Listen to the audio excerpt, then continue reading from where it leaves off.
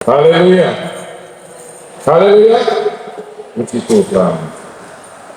Ya, bulan ini jadwal memang rolling, jadi baru tanggal hari ini hambanya dipercaya dan berdiri di atas ini untuk menyampaikan kebenaran firman Tuhan.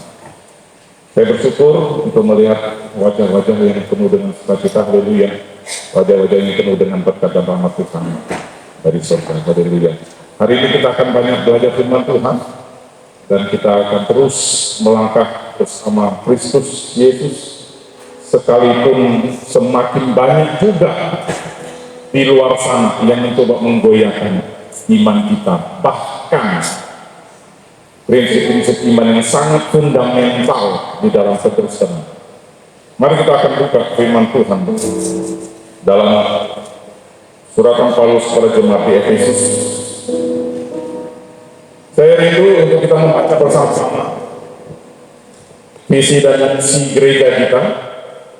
Di sebelah kanan saya, visi gereja kita. Sama-sama kita baca, 1, 2, 3. Bertumbuh menjadi serupa Kristus.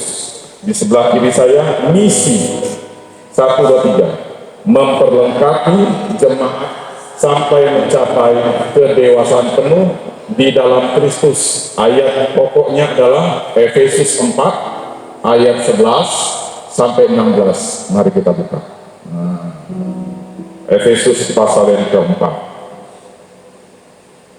Mengingat situasi dan kondisi yang menurut kami hamba Tuhan hari ini perlu dan sangat perlu untuk kembali memantapkan fondasi fundamental keyakinan kita di dalam Kristus Yesus.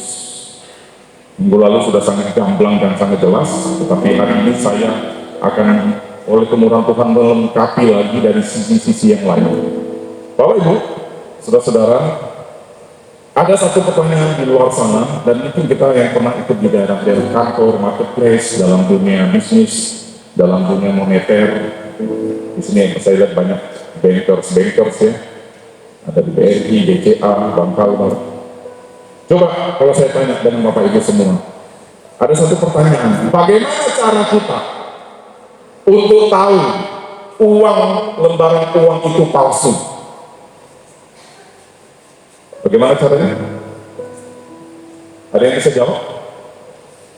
Bagaimana cara mudah untuk kita tahu, oh ini uangnya palsu, lembaran uangnya palsu, apalagi sekarang 2.000 mirip 20.000, ya kan? Bersuka cita untuk tukang parkir kita kasih, dadah, sekali buka, ya bukan 2.000, puji Tuhan, betul nama Tuhan, dapat 20.000. Ya kan?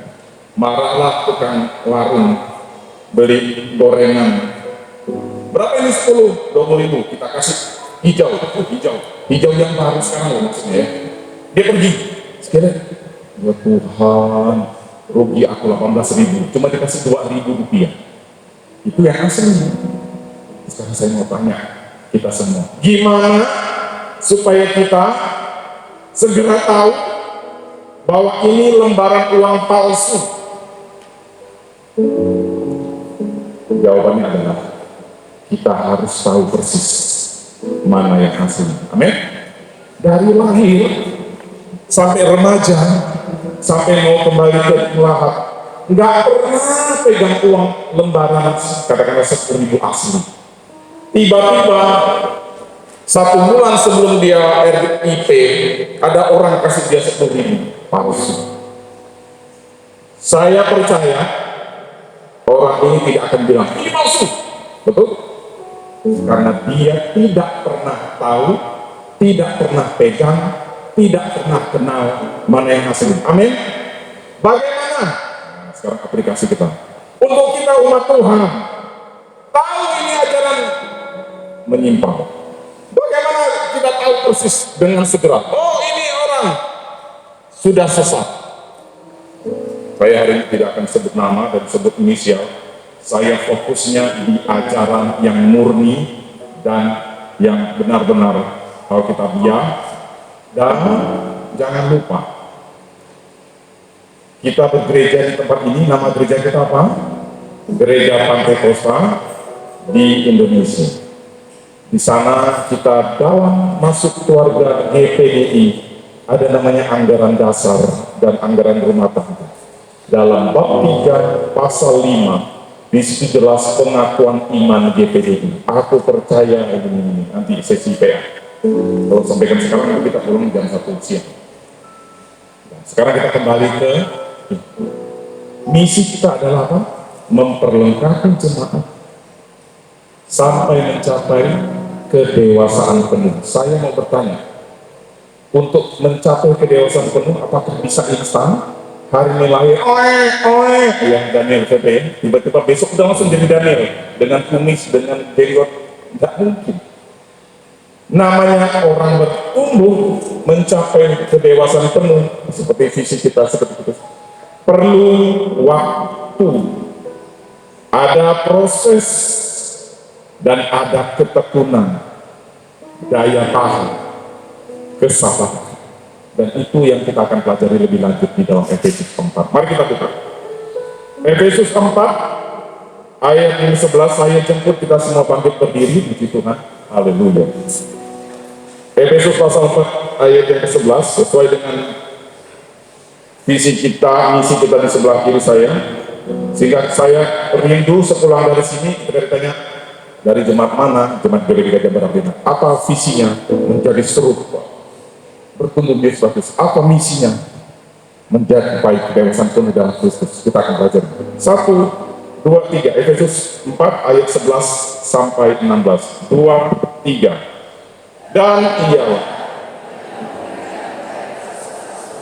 maupun nabi-nabi, baik pemberita-pemberita Injil maupun gembala-gembala dan pengajar-pengajar, untuk memperlengkapi orang-orang kudus bagi pekerjaan pelayanan, bagi pembangunan tubuh Kristus, sampai kita semua telah mencapai kesatuan iman, pengetahuan benar tentang anak Allah, kedewasaan penuh, dan tingkat pertumbuhan yang sesuai dengan kepenuhan Kristus, sehingga kita anak-anak yang diombang-ambingkan oleh rupa-rupa angin pengajaran, oleh permainan palsu manusia dalam kelicikan mereka yang menyesatkan, tetapi dengan teguh berpegang kepada kebenaran di dalam kasih kita, bertumbuh di dalam segala hal ke arah Dia, Kristus yang adalah kepala.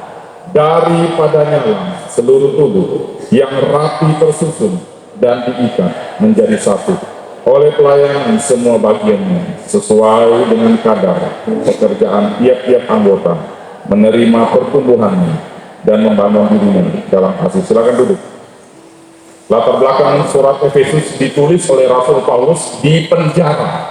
Saya ulangi, Efesus, Filipi, Kolose itu bagian dari suratan Paulus kepada jemaat Efesus, Kolose, dan Filipi yang ditulis bukan dari duduk di warung kopi, bukan lagi duduk enak di bawah AC di ruangan gereja ini dengan kursi merah, bukan dengan suasana nyaman, minimal ada kipas angin lah kalau tidak ada AC, minimal kipas sapi dari Madura lah, kipas-kipas, ada orang tukang kipasnya kayak raja-raja. Paulus lagi sedang ada di penjara. Efesus 3.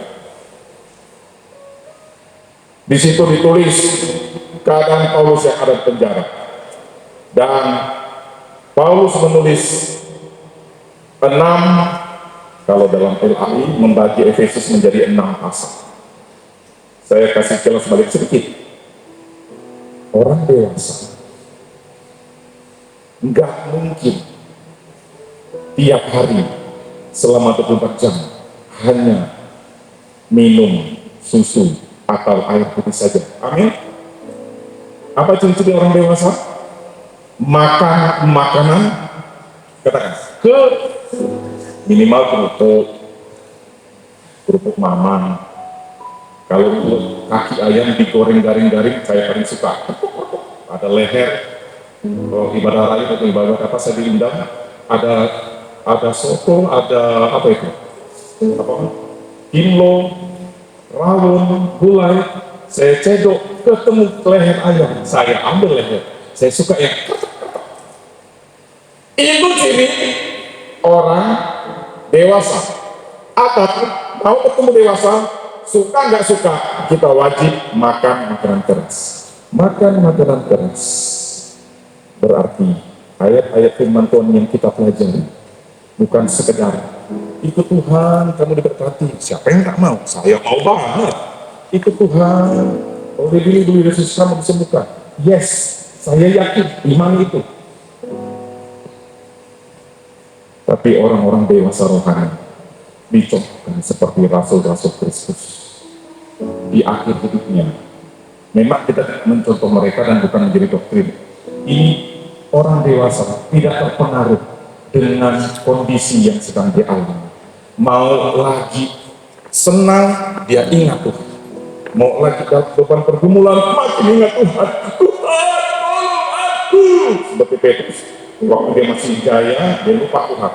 Waktu dia mau tenggelam, Tuhan tolong. Kenapa kadang-kadang Tuhan izinkan problem dalam hidup kita? Satu, salah sendiri, betul. Sudah tahu mencuri itu salah, dikejar polisi, dipanggung orang satu kampung, masih curi mangga. Jangan bilang, aku sedang menanggung salib Kristus. Padahal baru habis curi mangga, dipukulin kan ya. Lalu, kenapa kamu bengkak-bengkak mukanya bur? Oh, saya sedang masuk dalam penyesalan diri, memikul salib. Memikul salib, kamu nyuri kok. Tapi ada juga orang yang merasa dan kita tahu dia tidak melakukan hal-hal yang melanggar firman Tuhan. Tapi Tuhan izinkan sesuatu yang tidak nyaman dalam hidupnya. Seperti Ayub. Bahkan Yesus sendiri habis dibaptis. Dia tidak langsung pelayanan. Dibawa Roh Kudus kepada gurun untuk dicobai Iblis. Dia menang, dia kembali dengan kuasa Roh. Lihat tuh stepnya tuh, dibaptis, dipenuhi Roh Kudus, dites, diaudisi, ditesting, diuji oleh pengalaman-pengalaman yang tidak enak yang datangnya dari si jelek. Menang, bukan karena kekuatan dia sebagai manusia. Dia memakan, dia menggunakan firman. Ada tertulis, dia menang. Ayat berikutnya saya suka sekali, Lukas 4 ayat berapa itu? Dia kembali ke Galilea dengan kuasa Roh. Lalu dia memulai pelayanannya, dia masuk dalam bait Allah, dia mengajar dengan kuasa. Persoalannya, orang Kristen ingin instan. Beberapa hari lalu kami mengunjungi seorang anak sekolah itu. Dia kebanyakan makan mie instan, opname, kata namanya ya, walaupun saya dengar itu informasi lain. Dia di rumah tidak pernah diizinkan makan instan. Saya tidak usah sebut merek, karena ini direkam. Instan. Di sekolah curi-curi, di rumah memang menjaga aturan, di sekolah melanggar. Makan instan terus waktu istirahat. Singkat cerita, suatu siang, rupanya ada gangguan di pencernaan. Orang dewasa suka makan pedas. Saya paling suka berpedas-pedasan. Ada keras-keras sedikit, suka. Tante malu senyum-senyum, silakan tante. Saya tunggu WA-nya. Anak kecil dikasih makanan keras, apa yang terjadi? Marah-marah. Mama, tidak ada gigi bang. Makan ikan kena duri sedikit. Ada duri bang. Mama jahat, papa jahat. Siapa yang suka bilang orang tuanya jahat? Anak kecil atau orang dewasa? Anak. Ini juga buat saya permenungan. Ketika kita melangkah semakin bertumbuh dewasa di dalam Tuhan, sampai mencapai serupa seperti Kristus, ada fase-fase dalam hidup kita. Kadang-kadang memang Tuhan izinkan, tapi juga kadang-kadang kita karena salah sendiri, salah makan, salah bergaul, salah memilih. Ingat, Tuhan tidak menciptakan robot atau drone. Tuhan menciptakan manusia yang punya kehendak bebas. Pilihlah pada hari ini berkah atau kutuk, kehidupan atau kematian. Tuh, pilih. Yohanes 3:16 yang sangat spektakuler sudah kita hafal. Karena begitu besar kasih Allah akan dunia ini, sehingga barang siapa yang percaya, kita ambil antitesisnya. Berarti ada yang nggak percaya banget, nggak perlu ditunjuk. Lihat aja keluar dari gereja ini. Kamu percaya Yesus? Enggak. Dia bisa menyelamatkan kamu loh. Nggak peduli. Yang penting aku udah kaya, nggak ikut Yesus. Karena kita orang Kristen, iya ya, kita ikut Tuhan, dompet kita kering, bisnis nggak lancar, dompet tebalnya hanya dengan kartu-kartu dari toko, mulai goyah. Baca HP, baca YouTube. Yesus bukan Tuhan, Yesus bukan juru selamat loh. Yesus bukan terang, dia cuma manusia super yang lulus sampai pada akhirnya sehingga dia dianugerahkan menjadi Tuhan. Oh iya ya, oh iya. Bahasa salah nih, aku dari sekolah minggu ini. Kenapa? Karena belum mencapai Kristus. Misi kita bukan tulisan yang hanya ditulis sebagai sebuah dekorasi Natal. Atau ini kebetulan memang sama dengan tema pemuda. Finishing well. Anak pemuda pasti apa bu? Ala beserta kita sebenarnya. Finish bukan cuma nyanyian. Finish selesai sampai akhir. Well dengan baik. Kalau Bapak Ibu lihat flyer yang saya sampaikan di WA, mungkin mulai minggu ini akan ada flyer untuk setiap hamba Tuhan, dan ya kan memang saya juga senang mempelajari canfa dan capcut, itu bahasanya Gisel, canfa dan capcut ya. Untuk bukan flyer, bukan untuk pamer ini yang khotbah ini, enggak, justru untuk melihat supaya temanya sesuai. Tema yang saya sampaikan adalah finishing well in Christ. Ada orang yang finishing well tapi out of Christ. Ada yang finishing well in world, in demon, in mammon. Dia merasa kalau aku kaya, aku sudah finishing well, tapi kekayaannya karena merampok, karena korupsi, karena melanggar aturan firman Tuhan dan aturan positif hukum negara. Dia merasa aku sudah finishing well. No! Anda sedang masuk jebakan setan yang namanya fata morgana. Seolah-olah iman kita dihitung dari angka dan pencapaian. Rasul-rasul Kristus di akhir hidupnya, Petrus disalib terbalik, Thomas ditombak mengindia. Rasul-rasul yang ada yang dikuliti hidup-hidup. Rasul Yohanes, kita harus baca ya. Rasul Yohanes seharusnya dia mati karena dilempar di sebuah kuali besar yang berisi minyak, digoreng hidup-hidup, tapi Tuhan belum mau mengangkat cabut nyawanya, dan dia dibuang di Pulau Patmos. Dan di Pulau Patmos dia menulis ilham roh sehingga dia menulis kitab Wahyu.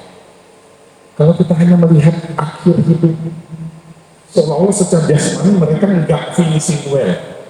Secara jasmani seharusnya Rasul Kristus hidupnya aman dong. Dia kan sudah membela nama Tuhan, sudah mendirikan gereja Tuhan, sudah menyuarakan kebenaran firman Allah. Orang dewasa, dia punya daya tahan untuk tidak cepat mengeluh kepada Tuhan.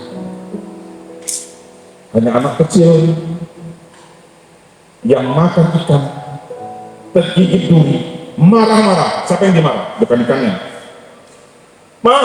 Mama ini mau bunuh aku ke? Duri ini nyangkut ya, Ma? Ada yang nangis. Kalau durinya di sini bang, nyangkut sendiri bisa, minta cabutkan. Orang dewasa masih ada yang dimandiin? Ada yang masih dimandiin? Anak kecil dimandiin. Orang dewasa ada yang masih disuapin.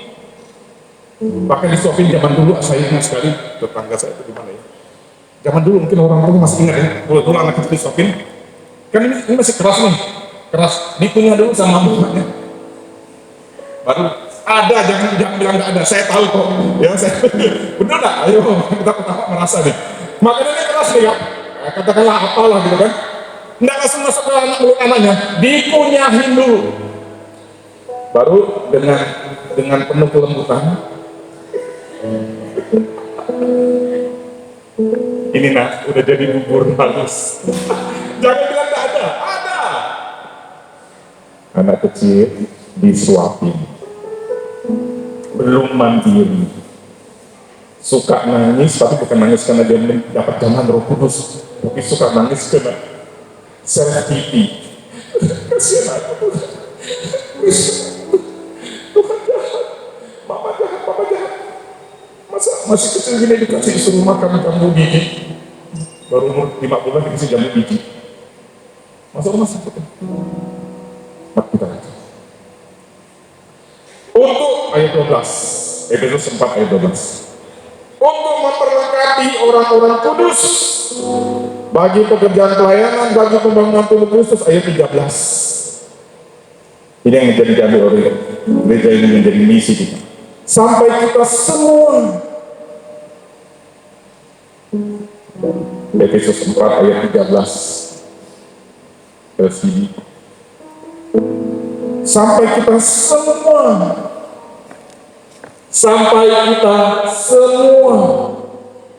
oh saya pikir cuma Pak Pendeta, cuma hamba Tuhan, cuma aktivis gereja, cuma majelis pengurus gereja, cuma pengurus wadah rayo. Kalau kami ini kan orang awam Pak, biasa-biasa gak sih? Enggak. Tuhan Yesus mau kita semua telah mencapai kesatuan iman. Iman kita sekarang lagi digoyahkan dengan berbagai-bagai pengajar. Saya tekankan sekali lagi, banyak-banyak bergaulah dengan sesuatu yang murni. Kalau masih bingung, tidak menganggap saya sudah lebih banyak tahu, boleh sharing. Bahkan kami juga akan segera membuat pendalaman Alkitab yang mendalam. Gereja ini tidak pendalaman secara formil, secepatnya bisa hari Rabu khusus, atau kita bikin tematik hari Kamis. Nanti kita akan bicara dengan pengurus dan komisi ibadah. Jadi hari Kamis itu bisa jadi ada 4 atau 5 minggu, ada satu masa ujian penyembahan, mungkin ada nanti minggu keberapa pendalaman Alkitab. Jadi kita betul-betul diperlengkapi. Karena begini Bapak Ibu, tren kita adalah lebih suka nonton di TikTok, di Instagram, di YouTube. Dan percayalah, tidak semua yang betul-betul mengerti dan mendalami sebuah pengajaran yang memang betul-betul hanya boleh posting di YouTube. Orang di gunung sekalipun, di pinggir sawah sekalipun, di tepi pantai pun, bahkan di pulau terpencil, asalkan ada koneksi internet, dia bisa posting apapun dalam pemikiran ini. Dan jika kita belum dewasa, kita tidak tahu ini duri atau daging, kita tidak tahu ini kucai atau rumput, karena sama-sama hijau. Kita tidak tahu ini emas atau loyang kuningan, karena sama-sama kuning. Kita tidak tahu ini biskuit atau maaf, pupnya si komiko. Komiko disebut yang punya rasa ketawa. Loh kan karena mirip, kok mirip kayak kue. Lalu kita bilang, oh kita makan jam. Rupanya pupnya roti. Dan ketika kita salah makan, langsung mengeluh, marah kita sama Tuhan. Tuhan, kenapa aku jadi sakit begini? Karena mungkin kita kurang, atau tidak mau, atau belum mau diperlengkapi untuk mencapai kesatuan iman dan pengetahuan yang benar tentang anak Allah, Yesus Kristus. Kedewasaan penuh. Dewasa, ada yang belum penuh. Kedewasaan tidak dihitung dari usia yang sudah berjalan gede, sekarang begini sudah menikah, anak berapa. Kedewasaan dihitung dari bagaimana respon dia yang benar dalam menghadapi barang, orang, atau situasi yang tidak benar. Orang dewasa memiliki karakter yang stabil. Anak kecil karakternya belum terbentuk. Apa-apa minta, ikatkan sepatu mak, suapin mak, mandiin mak, gak ada yang marah, memang dia anak kecil. Tapi ketika kita sudah sekian lama ikut Tuhan, kata dalam perjanjian baru, seharusnya kamu sudah menjadi pengajar loh. Kok kamu masih hanya minumnya susu? Enggak tentu. Apa itu susu? Lembut. Apa itu susu? Manis. Jadi maunya yang hanya yang manis dan lembut. Kalau tidak, kita marah sama Tuhan. Dengar firman Tuhan yang lebih keras sedikit untuk menegur dosa kita, bertobat. Jika engkau dan kita masih melakukan dosa, baik yang dia sadari atau tidak sadari, kita langsung tarik diri. Aku nak ke gereja, aku mau cari gereja yang lain. Betul, seperti dalam surat Timotius, pada akhir zaman orang akan mengumpulkan guru-guru yang bisa menyenangkan apa? Telinganya. Bapak Ibu, tolong jawab. Yang menyenangkan telinga itu yang keras-keras atau yang manis dan lembut kayak susu? Yang manis dan lembut kayak susu. Tapi kita, umat Tuhan, kita mau diperlengkapi untuk mencapai kreasi penuh. Saya akan fokus ke dalam kata ini walaupun ada banyak aspek dan tingkat pertumbuhan yang sesuai dengan keturunan Kristus. Sekarang kita belajar siapa yang memperlengkapi gereja Tuhan, umat percaya, supaya mencapai kesatuan iman, kedewasaan penuh dan kepenuhan Kristus dan pengenalan yang benar akan anak Allah. Kita buka ayat sebelumnya. Efesus 4 ayat yang ke-11.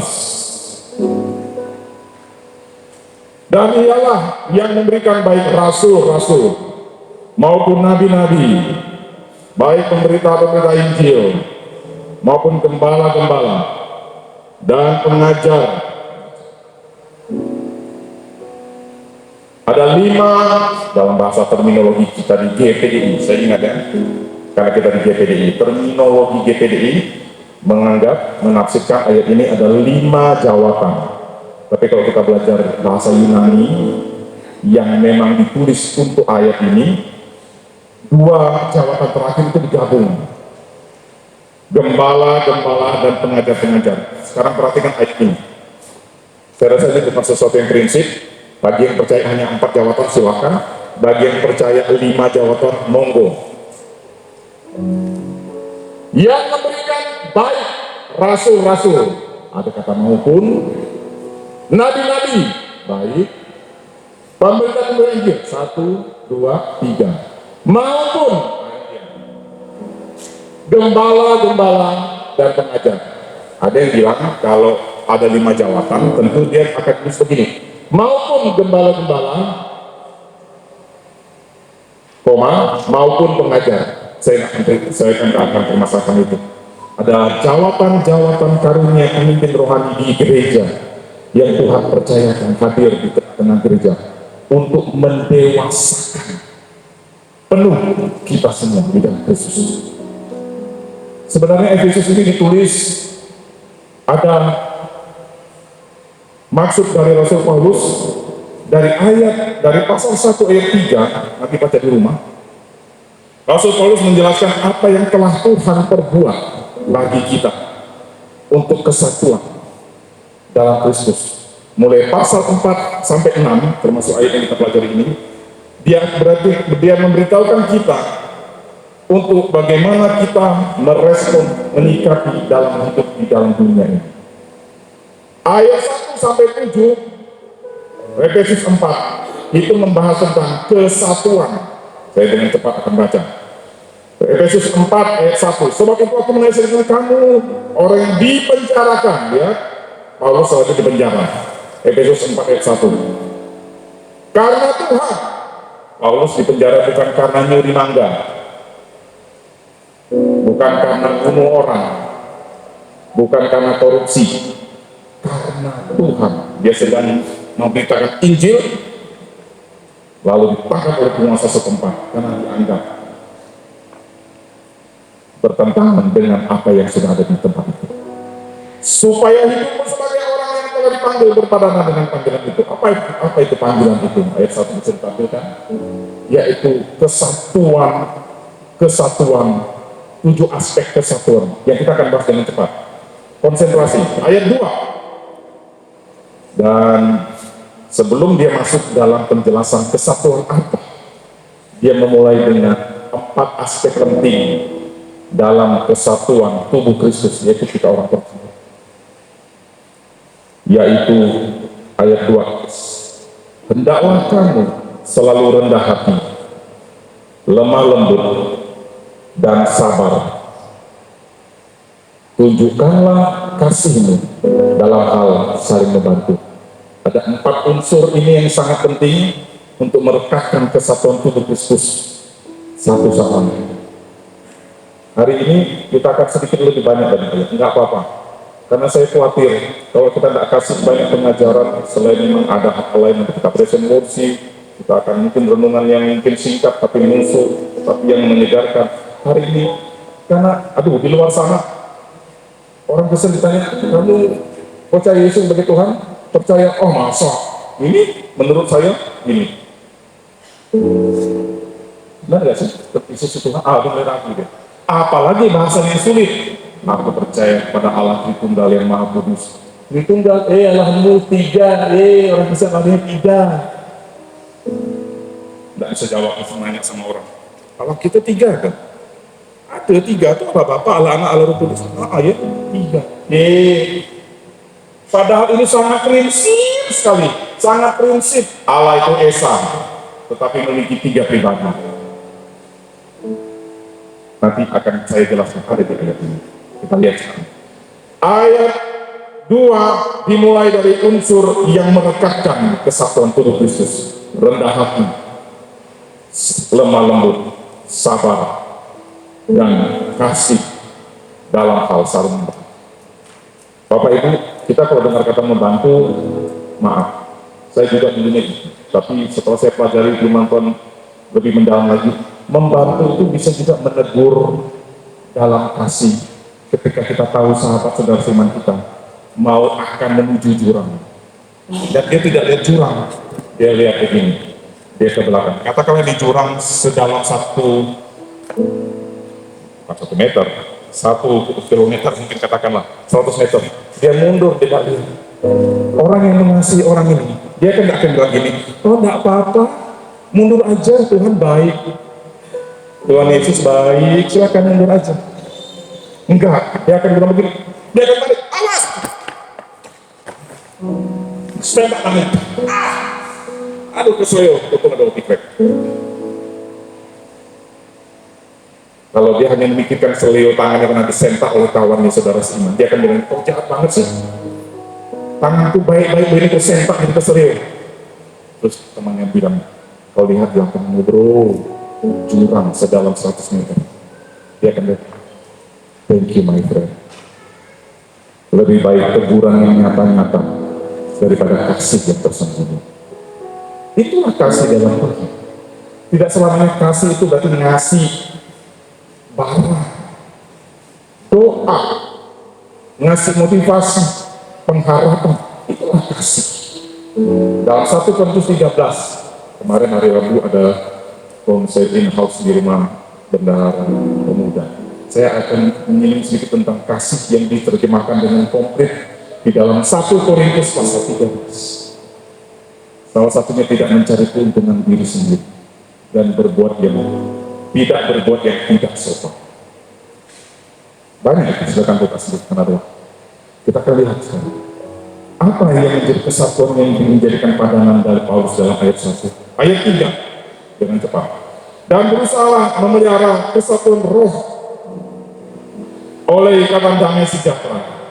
Rohnya besar, Roh Kudus. Bahkan di ayat 3, 4, 5, 6 sudah tersirat Trinity, Tritunggal Allah Kudus. Ayat 4, 1 tubuh dan 1 roh, R-nya besar.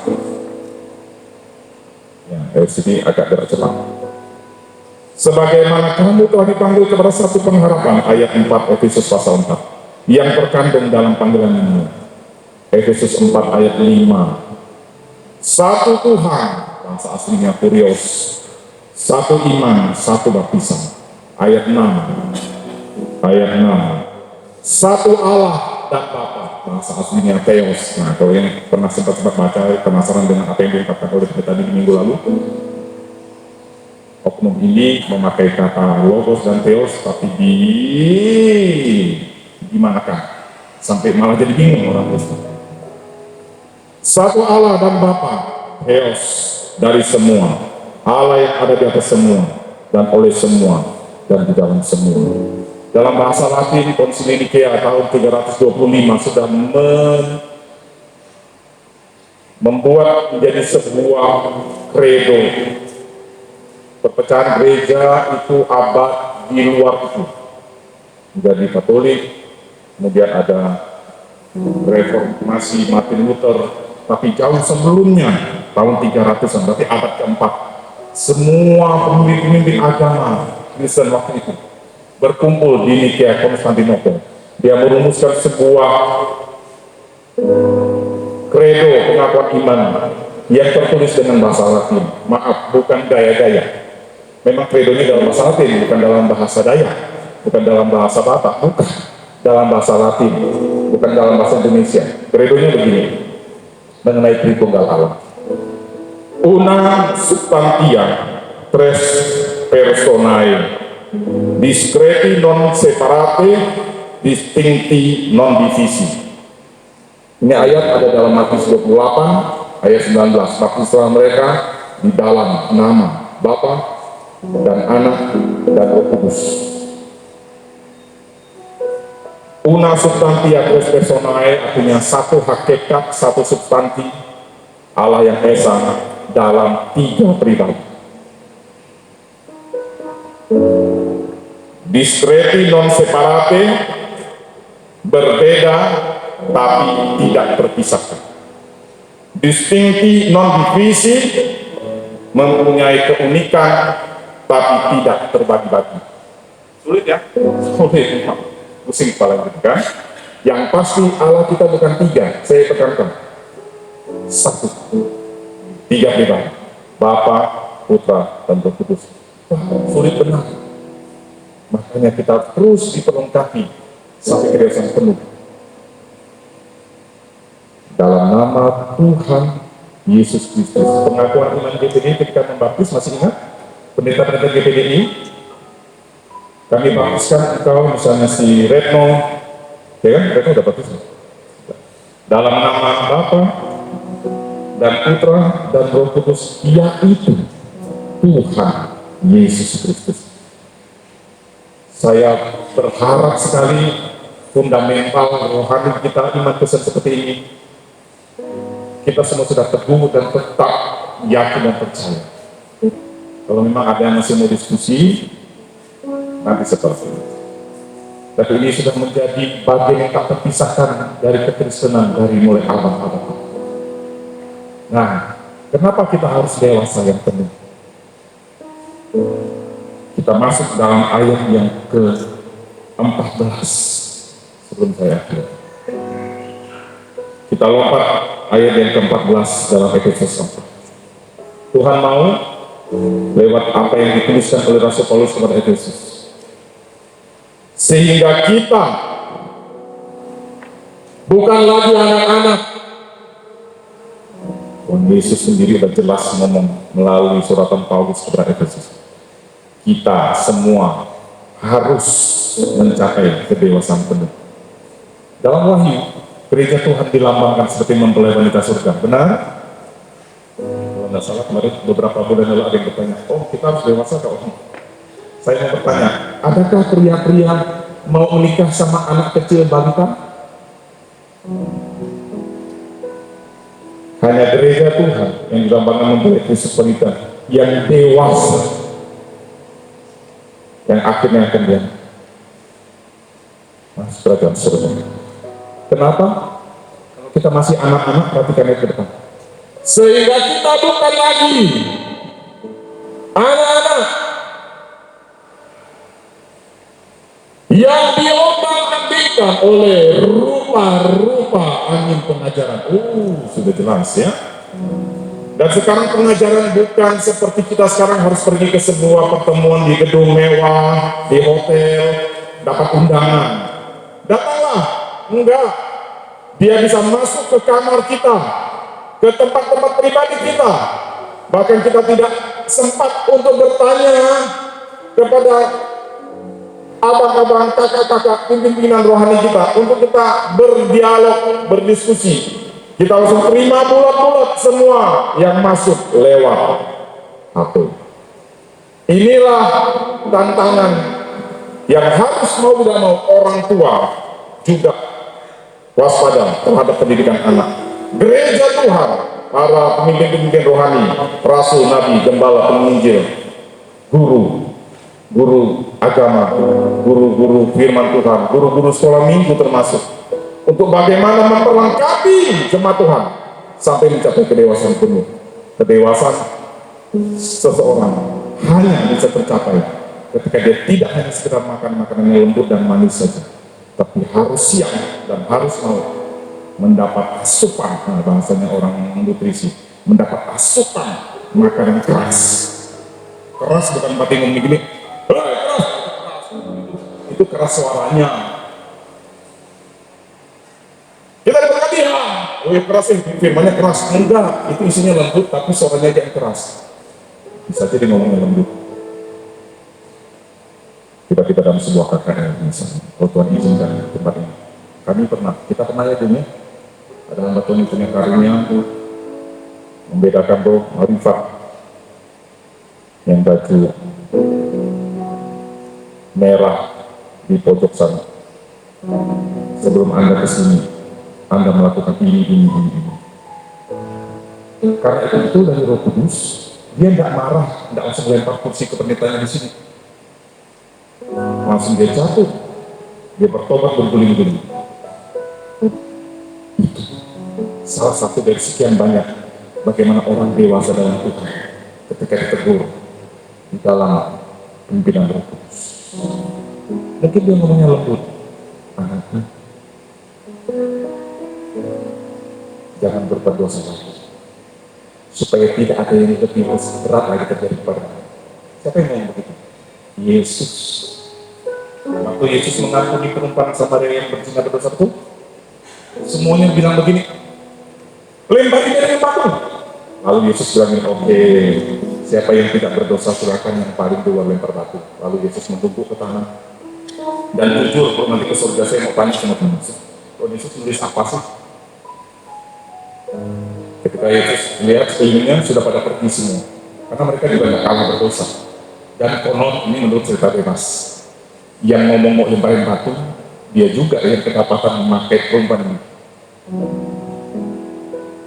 Dan Yesus bilang apa? Aku ampuni dosamu, tapi jangan berbuat dosa. Ingat ya, pengampunan bukan berarti silakan berbuat dosa dengan sebebas-bebasnya. Nanti kalau sudah mau hari raya datang ke aku kasih pengampunan. Habis hari raya dosa lagi, enak banget. Bertobat. Suaranya Yesus lembut. Bertobatlah, sebab kerajaan Allah sudah dekat. Apa itu kerajaan Allah? Bukan nunggu kita mati saja, bukan nunggu dunia ini kiamat perang nuklir antara Ukraina, China, Uni Soviet, sampai unsur-unsur dunia melebur oleh perang, baru kita sungguh-sungguh ikut Tuhan. Jangan kita berhenti. Itulah yang namanya kiamat pribadi. Banyak manusia, anak Tuhan, tidak memfokuskan kepada mempersiapkan diri seandainya kiamat pribadi, artinya kita pergi kepada Tuhan untuk sungguh-sungguh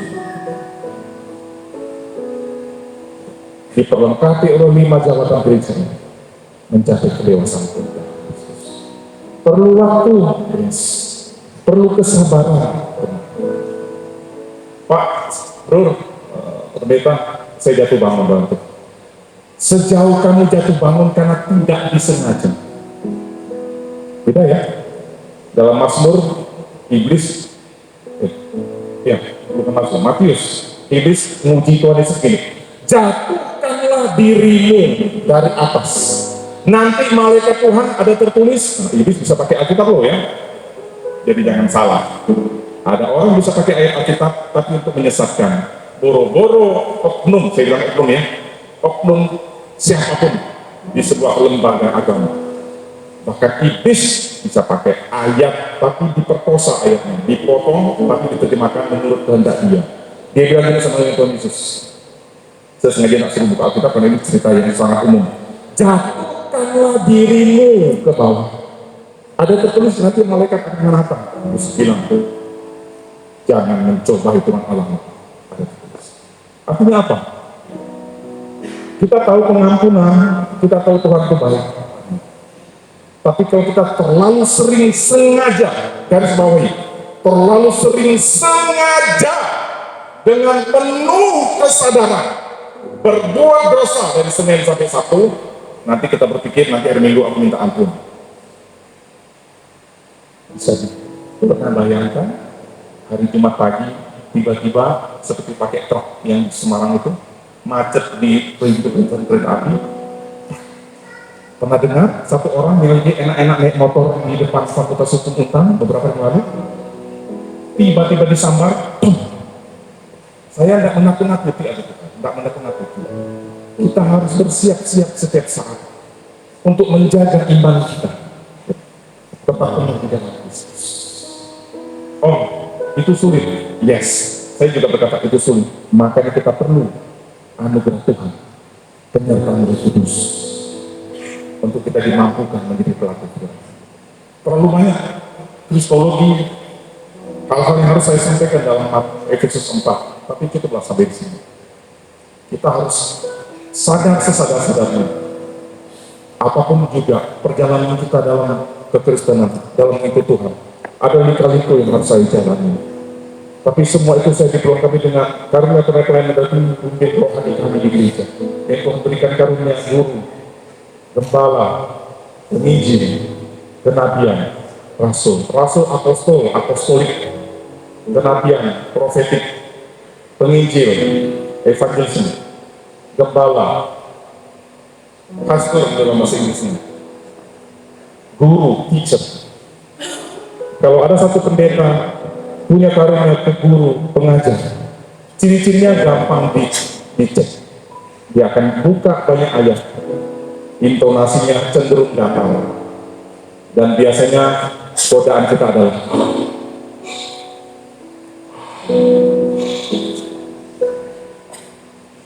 penginjil cukup satu ayat, bertobatlah kerajaan sudah dekat, mari saudara bangkit maju ke depan. Penginjil tugasnya keluar untuk memberitakan keselamatan, kabar baik kepada orang-orang, untuk menerima Yesus sebagai Tuhan. Masuklah orang-orang ke gereja. Tugas gembala. Apa tugas gembala? Gendong anak domba yang masih suka minum susu, kita kasih susu. Yang sudah dewasa, siap-siap diapain Bu? Dirapikan dulu, jangan digunting dulu, ini terlalu kejam. Dirapikan bulunya. Kenapa? Kalau domba tidak digunting bulunya, terlalu tebal sehingga dia susah jalan. Dan konon kalau domba itu minum, tiba-tiba kejeblos di oase, karena bulunya tebal, nggak pernah memberi untuk Tuhan. Mohon maaf, tidak ada kecenderungan mengarah kepada apapun. Ini saya lagi ngomong domba.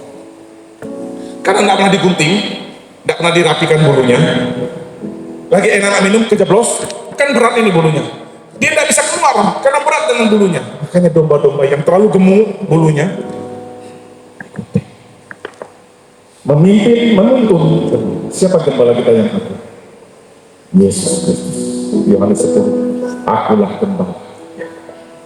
Yesus sudah ngomong begitu aja masih dicoba dibelokkan sama oknum-oknum di luar sana. Oh, Yesus bukan gembala. Gemes aja. Oh, kalau Om tidak mau jadi orang Kristen, ya udah bikin agama sendiri. Karena Kristen artinya pengikut Kristus. Kenapa kita mengikut Kristus? Karena Yesus itu adalah Tuhan, juga sekaligus manusia satu-satunya. Amin. Siapa yang percaya Yesus adalah Tuhan, angkat tangan. Wah, Berarti saya harus belajar dari basic lagi. Tapi dia juga manusia 100%. Binatur Yesus, Allah 100%, dan juga manusia 100%. Saya ingat satu ungkapan sebelum saya akhiri. Baca Alkitab Yohanes itu kristologinya bagus. Tapi memang kalau tidak paham, jangan ambil kesimpulan sendiri. Silakan diskusikan dengan abang-abang atau bapak-bapak rohani yang ada yang kita kenal. Kristologi Yesus banyak dicantumkan oleh Yohanes. Dan ketika kita membaca Alkitab, contoh, lalu Yesus merasa lapar, lalu datanglah iblis, jadikanlah batu ini menjadi roti. Lalu kita bilang begini, ini ya, loh, Tuhan kok lapar? Berarti Yesus bukan Tuhan. Oke. Atau begini, Yesus mati, bangkit hari ketiga, naik hidup sebelah kanan Allah Bapa. Nah kan Yesus Tuhan kan, bukan manusia, itu cuma Tuhan kok. Bapak Ibu, ada satu tips untuk kita membaca Alkitab. Ketika kita membaca ayat firman Tuhan yang membahas tentang kemanusiaan Yesus, jangan kita kupas dari sisi kealahannya. Contoh, Yesus lapar, Yesus tertidur di buritan. Betul? Ada? Waktu perahu lagi itu, Yesus tidur di buritan. Oh, Tuhan tertidur? Kan menurut Mazmur 121, penjaga Israel tidak pernah tertidur. Karena Anda, kita mengupas ayat yang sedang membahas kemanusiaan Yesus dari kisau bedah. Oh, Allah. Saya rindu kita tidak salah membaca Alkitab. Dan memang perlu dan perlu. Ke depan mungkin nanti kita ketemu lagi beberapa minggu lagi. Kita akan berdalam lagi tentang hal-hal fundamental kristologi. Kristologi berbicara tentang Tuhan Yesus Kristus sebagai Allah, sekaligus Allah yang berinkarnasi menjadi manusia. Jadilah orang-orang Kristen yang dewasa. Bersiaplah diperlengkapi oleh 5 jawaban, 5 karunia pelayanan yang ada di gereja. Kenabian, kerasulan, guru, gembala, dan itu ada di antara kita, saya percaya. Dan sabarlah, karena untuk menjadi dewasa perlu waktu. Karena untuk menjadi sempurna seperti Kristus. Oh ya, ada pertanyaan kemarin, Om, itu bertumbuh menjadi serupa seperti Kristus, apakah kita menjadi Allah yang maha hadir, maha kuasa, maha tidak? Kita serupa Kristus bukan untuk kemahaannya, kita serupa dengan Kristus sebagai karakter Kristus. Di mana karakter Kristus yang mudah kita temui? Kita buka Galatia 5.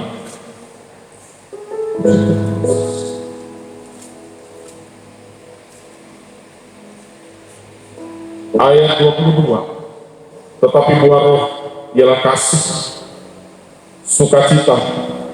Galatia 5 ayat 22-23.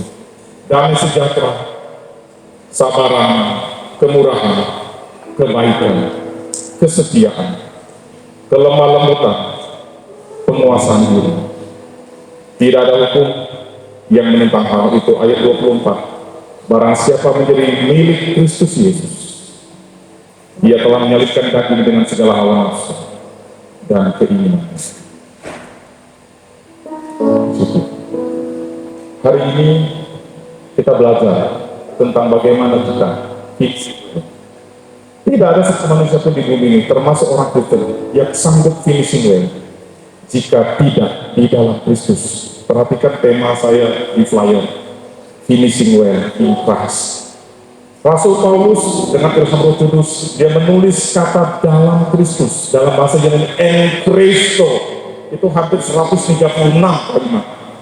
Dan di Efesus paling banyak, hampir 25-30% kalimat dalam Kristus. Artinya apa?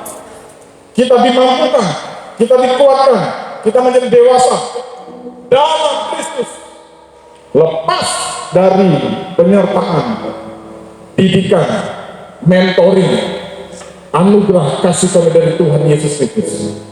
Kita memang kayaknya beragama Kristen, tapi kita tidak serupa Kristus. Dan inilah sumber dalam kitab menulis, antikris bukan datang dari luar, dia ada di dekat kita. Bahkan mungkin kadang-kadang dia juga tahu ayat-ayat hati. Mari kita berdoa. Tujukan fokus hidup kita kepada Tuhan Yesus Kristus. Sungguh pun media sosial banyak berseliweran mempertanyakan ketuhanan, hakikat Tuhan dari seorang Yesus Kristus yang juga sekaligus Tuhan yang menjadi manusia. Yohanes 1:14. Firman itu menjadi manusia. Terima kasih Yesus. Iman kita tetap teguh, karena semakin kita diserang iman kita, semakin kita yakin. Berarti di luar sana mereka nggak suka orang Kristen iman yang kokoh, percaya kepada Yesus sebagai Tuhan dan Juru Selamat. WL Singer sedang tak selalu Tuhan menjawab doa, namun Dia kembali di waktu yang tepat. Izinkanlah Tuhan untuk bekerja yang mustahil menjadi mungkin oleh karena percaya. Tak selalu Tuhan menjawab doa, ini bukan ujian buat dia. Tuhan tak selalu jawab di waktu yang tepat. Izinkanlah Tuhan untuk bekerja, buka hati kita yang besar.